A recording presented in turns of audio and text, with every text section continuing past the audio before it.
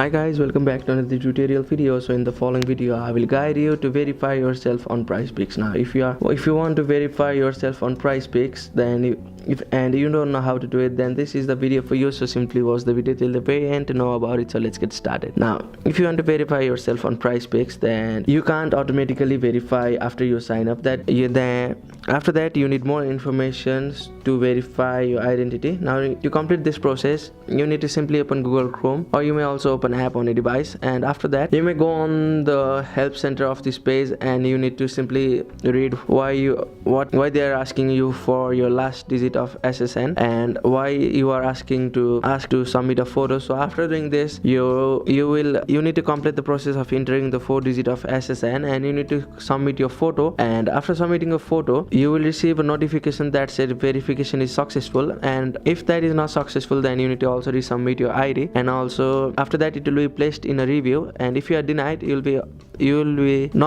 not able to be play PrizePicks on a device. So you need to make sure that you have ensured the correct information while submitting your ID or entering the SSN number, and your account information should also be matched while submitting your ID and all. So that's it. That's how you can verify yourself on PrizePicks. Thank you for watching the video.